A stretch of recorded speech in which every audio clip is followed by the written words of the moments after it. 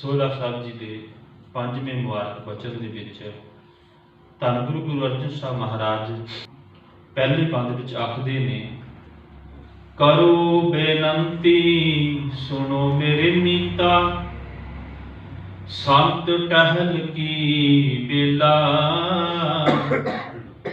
ਇਹਾਂ ਖਾਟ ਚਲੋ ਹਰ ਲਾਹਾ, ਆਗੇ ਵਸਨ ਸੋਹਿਲਾ। ਧੰਨ ਗੁਰੂ ਅਰਜਨ ਸਾਹਿਬ ਮਹਾਰਾਜ ਕਹਿੰਦੇ ਨੇ, ਕਰੋ ਬੇਨੰਤੀ ਸੁਣੋ ਮੇਰੇ ਮੀਤਾ। ਐ ਸੰਤ ਮਿੱਤਰੋ, ਮੈਂ ਬੇਨਤੀ ਕਰਦਾ ਹਾਂ, ਸੁਣੋ। ਸੰਤ ਟਹਿਲ ਕੀ ਬੇਲਾ।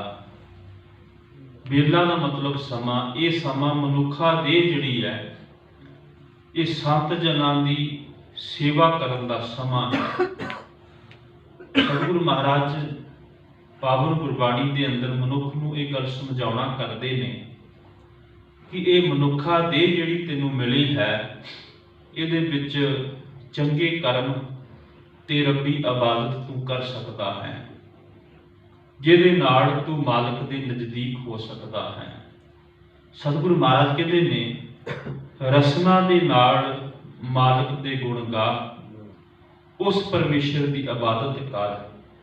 ਰਸਨਾ ਗੁਣ ਗਾਵੇ ਬੇਅੰਤ, ਮਨ ਮੈਂ ਚਿਤਵੈ ਪੂਰਨ ਭਗਵੰਤ। ਹਸਤ ਚਰਨ ਸੰਤ ਟਹਿਲ ਕਮਾਈਐ, ਨਾਨਕ ਇਹ ਸੰਜਮ ਗੁਰ ਕਿਰਪਾ ਪਾਈਐ। ਕਿਉਂਕਿ ਇਹ ਦੇਹੀ ਦੇ ਅੰਦਰ ਜੋ ਮਿਲੀ ਹੈ, ਰਸਨਾ ਦੇ ਨਾਲ ਮਾਲਕ ਦੇ ਗੁਣ ਗਾਉਣੇ, ਮਨ ਦੇ ਵਿੱਚ ਉਸ ਮਾਲਕ ਨੂੰ ਯਾਦ ਰੱਖਣਾ ਤੇ ਹੱਥਾਂ ਦੇ ਨਾਲ ਸਤਿਗੁਰੂ ਮਹਾਰਾਜ ਕਹਿੰਦੇ ਨੇ ਸੇਵਾ ਕਰਨੀ, ਸੇਵਾ ਕਮਾਉਣੀ, ਇਹੀ ਜੀਵਨ ਦਾ ਲਾਹਾ ਹੈ।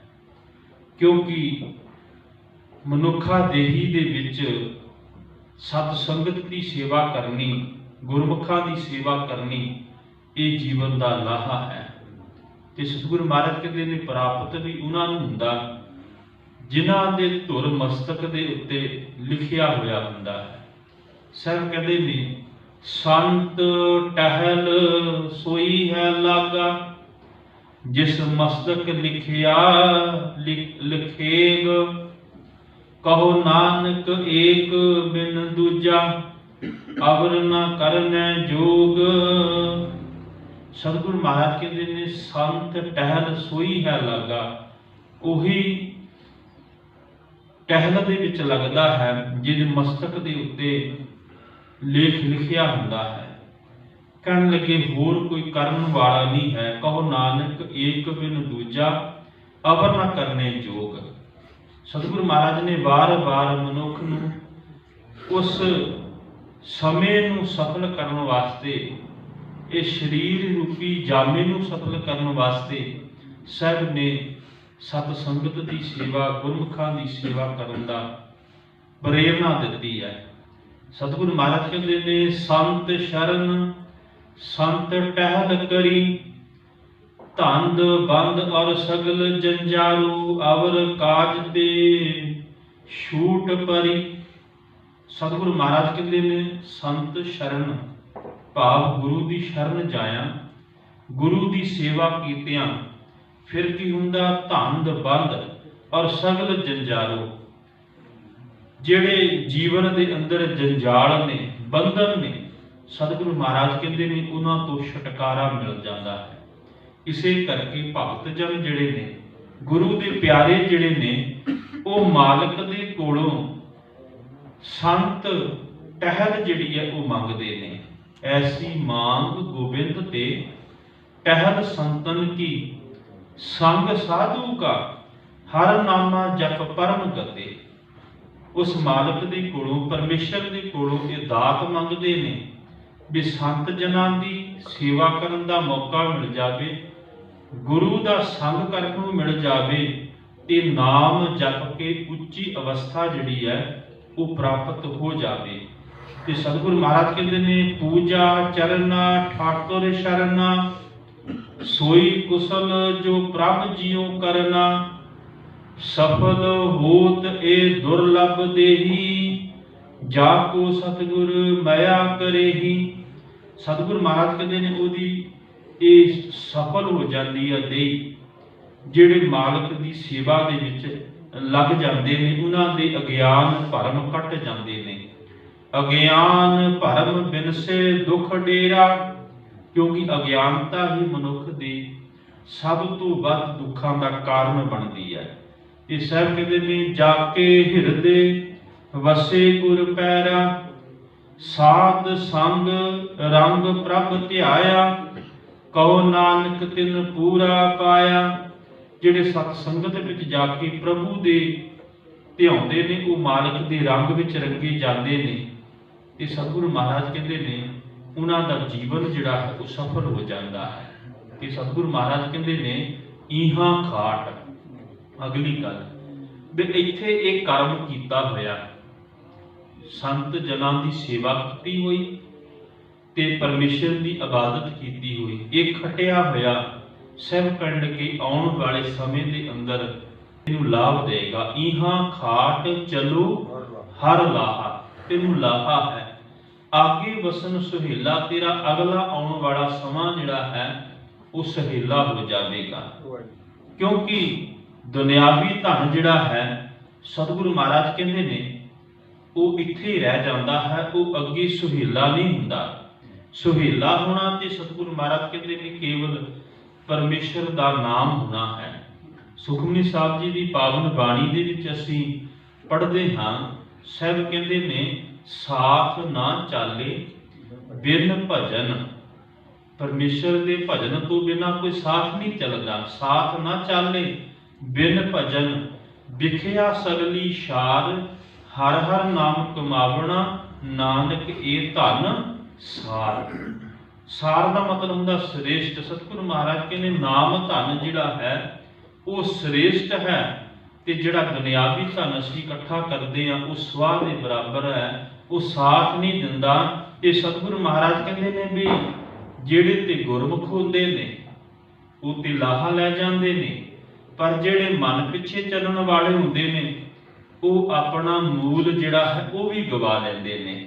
ਤੇ ਸਤਿਗੁਰੂ ਮਹਾਰਾਜ ਕਹਿੰਦੇ ਨੇ ਸਭ ਇਕੱਠੇ ਹੋਏ ਆਇਆ, ਘਰ ਜਸਨ ਵਾਟ ਵਟਾਇਆ, ਗੁਰਮੁਖ ਲਾਹਾ ਲੈ ਗਏ, ਮਨਮੁਖ ਚੱਲੈ ਮੂਲ ਗਵਾਏ ਜੀਓ।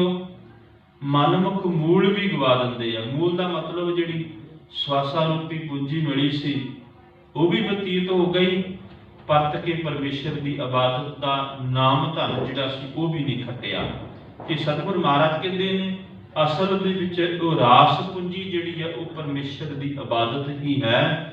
ਬਾਪਾਰੀ ਬਣ ਜਾਰਿਆ ਆਏ ਵਜੋ ਲਖਾਏ, ਕਾਰ ਕਮਾਵੇ ਸੱਚ ਕੀ ਲਾਹਾ ਮਿਲੇ ਰਜ਼ਾਏ, ਪੂੰਜੀ ਸਾਚੀ ਗੁਰ ਮਿਲੈ ਨਾ ਤਿਸ ਤਿਲ ਨਾ ਕਮਾਏ। ਸਤਿਗੁਰੂ ਮਹਾਰਾਜ ਕਹਿੰਦੇ ਨੇ ਉਹ ਪੂੰਜੀ ਜਿਹੜੀ ਹੈ ਪਰਮੇਸ਼ਰ ਦੇ ਨਾਮ ਦੀ ਉਹੀ ਲਾਭ ਦਿੰਦੀ ਹੈ ਤੇ ਤੇਰੇ ਜੀਵਨ ਦੇ ਅੰਦਰ ਉਹ ਸਹੇਲਾ ਬਣ ਜਾਂਦੀ ਹੈ, ਜਿਹਨੂੰ ਧੰਨ ਗੁਰੂ ਪਾਤਸ਼ਾਹ ਜੀ ਪਾਵਨ ਬਾਣੀ ਦੇ ਵਿੱਚ ਕਹਿੰਦੇ ਨੇ ਆਗੇ ਸੁਖ ਮੇਰੇ ਮੀਤਾ। ਸੁਖਮਨੀ ਆਪਾਂ ਜੋ ਹੈ ਹੁਕਮਨਾਮੇ ਦੇ ਰੂਪ ਦੇ ਵਿੱਚ ਇਹ ਪਾਵਨ ਬਚਨ ਅਕਸਰ ਪੜ੍ਹਦੇ ਹਾਂ। ਸਤਿਗੁਰੂ ਮਹਾਰਾਜ ਕਹਿੰਦੇ ਨੇ ਆਗੇ ਸੁਖ ਮੇਰੇ ਮੀਤਾ, ਪਾਛੇ ਆਨੰਦ ਪ੍ਰਭ ਕੀਤਾ, ਪਰਮੇਸ਼ਰ ਬਣਤ ਬਣਾਈ, ਫਿਰ ਡੋਲਤ ਕਤਹੁ ਨਾਹੀ, ਸਾਚੇ ਸਾਹਿਬ ਸਿਉ ਮਨ ਮਾਨਿਆ, ਹਰ ਸਰਬ ਨਿਰੰਤਰ ਜਾਣਿਆ। ਜਿਹੜਾ ਇੱਥੋਂ ਦਾ ਲਾਹਾ ਹੈਗਾ ਉਹ ਹੈ ਪਰਮੇਸ਼ਰ ਦੀ ਇਬਾਦਤ। ਤੇ ਸਤਿਗੁਰੂ ਮਹਾਰਾਜ ਕਹਿੰਦੇ ਨੇ ਇਹਾਂ ਖਾਟ ਚਲੋ ਹਰ ਲਾਹਾ ਆਗੇ ਬਸਨ ਸੁਹੇਲਾ। ਸਤਿਗੁਰੂ ਮਹਾਰਾਜ ਕਹਿੰਦੇ ਨੇ ਇਹੀ ਤੇਰਾ ਅੱਗੇ ਸੁਹੇਲਾ ਬਣਨਾ ਹੈ। ਤੇ ਦੂਸਰੇ ਬੰਦ ਦੇ ਵਿੱਚ ਸਤਿਗੁਰੂ ਮਹਾਰਾਜ ਆਖਦੇ ਨੇ ਕਿ ਐ ਮਨੁੱਖ ਜੀਵਨ ਦੇ ਅੰਦਰ ਜੇ ਤੂੰ ਪਰਮੇਸ਼ਰ ਦੀ ਇਬਾਦਤ ਕਰੇਗਾ ਤੇ ਸੱਚ ਜਾਣੀ, ਸਤਿਗੁਰੂ ਮਹਾਰਾਜ ਕਹਿੰਦੇ ਨੇ ਫਿਰ ਤੇਰਾ ਜੀਵਨ ਜਿਹੜਾ ਹੈ ਉਹ ਸਫਲ ਹੋ ਜਾਏਗਾ। ਤੇ ਸਤਿਗੁਰੂ ਮਹਾਰਾਜ ਦੂਸਰੇ ਬੰਦ ਵਿੱਚ ਕਹਿੰਦੇ ਨੇ ਇਹ ਸੰਸਾਰ ਵਿਕਾਰ ਸੰਸੇਮ, ਤਰਿਓ ਬ੍ਰਹਮ ਗਿਆਨੀ, ਜਿਸੇ ਜਗਾਏ ਪਿਆਏ ਇਹ ਰਸ, ਅਕਥ ਕਥਾ ਤਿਨ ਜਾਨੀ। ਸਤਿਗੁਰੂ ਮਹਾਰਾਜ ਕਹਿੰਦੇ ਨੇ ਇਹ ਸੰਸਾਰ ਇਹ ਜਿਹੜਾ ਸੰਸਾਰ ਹੈ, ਜਿਹੜਾ ਆਪਾਂ ਅੱਖਾਂ ਦੇ ਨਾਲ ਵੇਖਦੇ ਹਾਂ, ਵਿਕਾਰ ਸੰਸੇ ਮੈਂ, ਇਹਦੇ ਵਿੱਚ ਵਿਕਾਰਾਂ ਦੇ ਸੰਸੇ ਨੇ। ਤੇ ਇਹਦੇ ਵਿੱਚੋਂ ਤਰਦਾ ਕੌਣ ਹੈ?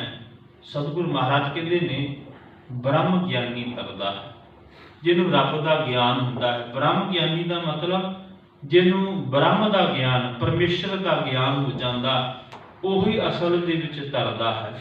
ਨਹੀਂ ਤੇ ਇਸ ਸੰਸਾਰ ਸਮੁੰਦਰ ਦੇ ਵਿੱਚ ਸਤਿਗੁਰੂ ਮਹਾਰਾਜ ਕਹਿੰਦੇ ਨੇ ਵਿਕਾਰਾਂ ਦੀਆਂ ਲਹਿਰਾਂ ਜਿਹੜੀਆਂ ਨੇ ਉਹ ਪ੍ਰਬਲ ਹੋ ਕੇ ਚੱਲਦੀਆਂ ਨੇ। ਲੋਭ ਲਹਿਰ ਅਤ ਨੀਜਰ ਬਾਝੇ, ਕਾਇਆ ਡੂਬੇ ਕੇਸਵਾ, ਸੰਸਾਰ ਸਮੁੰਦੇ ਤਾਰ ਗੋਬਿੰਦੇ, ਬਾਹਾਂ ਦੇ ਬਾਪ ਬੀਠਲਾ। ਭਗਤ ਨਾਮਦੇਵ ਜੀ ਕਹਿੰਦੇ ਨੇ ਇਸ ਸੰਸਾਰ ਸਮੁੰਦਰ ਦੇ ਅੰਦਰ ਬੜੀਆਂ ਵਿਕਾਰਾਂ ਦੀਆਂ ਲਹਿਰਾਂ ਚੱਲਦੀਆਂ ਪਈਆਂ ਨੇ, ਤੇ ਇਹ ਵਿਕਾਰਾਂ ਦੀਆਂ ਲਹਿਰਾਂ ਤੋਂ ਬਚਣ ਦਾ ਇੱਕੋ ਹੀ ਢੰਗ ਹੈ। ਸਤਿਗੁਰੂ ਮਹਾਰਾਜ ਕਹਿੰਦੇ ਨੇ ਉਸ ਮਾਲਕ ਦੀ ਨੇੜਤਾ ਪ੍ਰਾਪਤ ਕਰ ਲੈਣੀ, ਮਾਲਕ ਦੇ ਕੋਲੋਂ ਸਹਾਇਤਾ ਲੈ ਲੈਣੀ, ਤੇ ਉਹ ਸਹਾਇਤਾ ਹੀ ਮਨੁੱਖ ਨੂੰ ਜਿਹੜਾ ਹੈ ਉਹ ਪਾਰ ਉਤਾਰਾ ਕਰ ਸਕਦੀ ਹੈ। ਤੇ ਸਾਹਿਬ ਕਹਿੰਦੇ ਨੇ ਇਹ ਸੰਸਾਰ ਵਿਕਾਰ ਸੰਸੇ ਮੈਂ, ਇਹ ਸੰਸਾਰ ਦੇ ਵਿੱਚ ਵਿਕਾਰ ਨੇ, ਤੇ ਜਿਹੜੇ ਮਨੁੱਖ ਮਾਲਕ ਨੂੰ ਜਾਣ ਲੈਂਦੇ ਨੇ, ਬ੍ਰਹਮ ਨੂੰ ਗਿਆਨ ਪ੍ਰਾਪਤ ਕਰ ਲੈਂਦੇ, ਸਾਹਿਬ ਕਹਿਣਗੇ ਉਹ ਤਰ ਜਾਂਦੇ ਨੇ ਜਿਸੇ ਜਗਾਏ ਪਿਆਏ ਇਹ ਰਸ। ਜਿਨ੍ਹਾਂ ਮਨੁੱਖਾਂ ਨੂੰ ਉਹ ਮਾਲਕ ਇਹਨਾਂ ਵਿਕਾਰਾਂ ਦੇ ਵਿੱਚੋਂ ਜਗਾ ਦਿੰਦਾ ਹੈ, ਜਿਸੇ ਜਗਾਏ ਪਿਆਵੇ ਇਹ ਰਸ। ਅਕਥ ਕਥਾ ਜਿਨ ਜਾਣੀ, ਅਕਥ ਦਾ ਮਤਲਬ ਜਿਹਨੂੰ ਬਿਆਨ ਨਹੀਂ ਕੀਤਾ ਜਾ ਸਕਦਾ, ਕਥਾ ਦਾ ਮਤਲਬ ਸਿਫਤ ਸਲਾਹ। ਉਹ ਅਕਥ ਕਥਾ ਜਿਹੜੀ ਹੈ ਉਹਦਾ ਰਸ ਜਿਹੜਾ ਹੈ, ਜਿਹੜਾ ਮਾਲਕ ਦੇ ਨਾਮ ਦੇ ਨਾਲ ਜੁੜ ਜਾਂਦਾ ਹੈ। ਸਤਿਗੁਰੂ ਮਹਾਰਾਜ ਕਹਿੰਦੇ ਨੇ ਜਿਸੇ ਜਗਾਏ ਪਿਆਵੇ ਇਹ ਰਸ, ਜਿਹਨੂੰ ਵਿਕਾਰਾਂ ਦੇ ਵਿੱਚੋਂ ਜਗਾ ਲੈਂਦਾ ਹੈ ਮਾਲਕ, ਤੇ ਨਾਮ ਦਾ ਰਸ ਜਿਨ੍ਹਾਂ ਨੂੰ ਮਿਲ ਜਾਂਦਾ ਹੈ। ਸਤਿਗੁਰੂ ਮਹਾਰਾਜ ਕਹਿੰਦੇ ਨੇ ਉਹ ਅਕਥ ਭਾਵ ਨਾਮ ਬਿਆਨ ਕਰਨ ਵਾਲੀ ਕਥਾ ਉਹ ਜੀਵ ਜਿਹੜਾ ਹੈ ਉਹ ਜਾਣ ਲੈਂਦਾ ਹੈ, ਉਹਨੂੰ ਪਤਾ ਲੱਗ ਜਾਂਦਾ ਹੈ ਪਰਮੇਸ਼ਰ ਕਿਤਨੀਆਂ ਅਸੀਮ ਤਾਕਤਾਂ ਦਾ ਮਾਲਕ ਹੈ, ਤੇ ਉਹਦੀ ਰਹਿਮਤ ਦੇ ਨਾਲ ਜੇ ਉਹ ਚਾਹੇ ਤਾਂ ਇੱਕ ਖਿਣ ਦੇ ਵਿੱਚ ਸੰਸਾਰ ਸਮੁੰਦਰ ਤੋਂ ਜਿਹੜਾ ਹੈ ਉਹ ਜੀਵ ਨੂੰ ਪਾਰ ਕਰ ਸਕਦਾ ਹੈ। ਸਤਿਗੁਰੂ ਮਹਾਰਾਜ ਪਾਵਨ ਬਾਣੀ ਦੇ ਵਿੱਚ ਵੀ ਇਹ ਗੱਲ ਸਾਨੂੰ ਬਾਰ-ਬਾਰ ਸਮਝਾਉਣਾ ਕਰਦੇ ਨੇ ਕਿ ਉਹ ਮਾਲਕ ਬਹੁਤ ਬੇਅੰਤ ਹੈ, ਉਹਦੀ ਰਹਿਮਤ ਹੋ ਜਾਵੇ ਤੇ ਸਤਿਗੁਰੂ ਮਹਾਰਾਜ ਕਹਿੰਦੇ ਨੇ ਜੀਵ ਜਿਹੜਾ ਹੈ ਉਹ ਸੰਸਾਰ ਸਮੁੰਦਰ ਤੋਂ ਪਾਰ ਹੋ ਜਾਂਦਾ ਹੈ। ਬਾਕੀ ਦੋ ਗੱਲ ਆਪਾਂ ਕੱਲ ਵਿਚਾਰਾਂਗੇ। ਇਹਨਾਂ ਦੋ ਗੱਲਾਂ ਦੇ ਵਿੱਚ ਸਤਿਗੁਰੂ ਮਹਾਰਾਜ ਨੇ ਸਾਨੂੰ ਇਹੀ ਸਮਝਾਉਣਾ ਕੀਤਾ ਹੈ ਵੀ ਐ ਸੰਤ ਜਨੋ ਮੇਰੀ ਬੇਨਤੀ ਸੁਣੋ, ਕਿਉਂਕਿ ਉਹ ਮਾਲਕ ਜਿਹੜਾ ਹੈ, ਪਰਮੇਸ਼ਰ ਜਿਹੜਾ ਹੈ, ਉਹ ਨਾਮ ਦੇ ਨਾਲ ਉਹਦੇ ਨਾਲ ਜੁੜਿਆ ਹੀ ਮਨੁੱਖ ਦਾ ਪਾਰ ਉਤਾਰਾ ਹੋਣਾ ਹੈ। ਤੇ ਉਹ ਪਾਰ ਉਤਾਰਾ ਇੱਥੇ ਖਟਿਆ ਹੋਇਆ ਰਾਸ ਪੂੰਜੀ ਉਹ ਅੱਗੇ ਸੁਹੇਲਾ ਬਣਦਾ ਹੈ। ਤੇ ਇਹ ਸੰਸਾਰ ਜਿਹੜਾ ਹੈ ਉਹ ਵਿਕਾਰਾਂ ਦੇ ਨਾਲ ਭਰਪੂਰ ਹੈ। ਕੇਵਲ ਉਹੀ ਤਰਦਾ ਜਿਹਨੂੰ ਬ੍ਰਹਮ ਦਾ ਗਿਆਨ ਹੋ ਜਾਂਦਾ ਹੈ, ਜਿਹੜਾ ਇਸ ਵਿਕਾਰਾਂ ਦੇ ਵਿੱਚੋਂ ਜਾਗ ਜਾਂਦਾ ਹੈ ਅਤੇ ਨਾਮ ਦਾ ਰਸ ਪ੍ਰਾਪਤ ਕਰ ਲੈਂਦਾ ਹੈ, ਉਹ ਮਾਲਕ ਦੀ ਅਕਥ ਕਥਾ ਜਿਹੜੀ ਹੈ ਉਹ ਜਾਣ ਲੈਂਦਾ ਹੈ। ਸਤਿਗੁਰੂ ਕਿਰਪਾ ਕਰੇ ਅਸੀਂ ਵੀ ਰੱਬ ਦੀ ਇਬਾਦਤ, ਪਰਮੇਸ਼ਰ ਦੀ ਇਬਾਦਤ ਵਿੱਚ ਜੁੜ ਕਰਕੇ ਆਪਣੇ ਜੀਵਨ ਦੇ ਲਾਹੇ ਜਿਹੜੇ ਨੇ ਉਹ ਪ੍ਰਾਪਤ ਕਰ ਸਕੀਏ। ਵਿਚਾਰਾਂ ਦੀ ਸਾਣ ਕਰਦਿਆਂ ਹੋਈਆਂ ਬੇਅੰਤ ਬੋਲਾਂ ਦੀ ਖਿਮਾ ਫਤਿਹ ਪ੍ਰਵਾਨ ਕਰੋ ਜੀ। ਵਾਹਿਗੁਰੂ ਜੀ ਕਾ ਖਾਲਸਾ, ਵਾਹਿਗੁਰੂ ਜੀ ਕੀ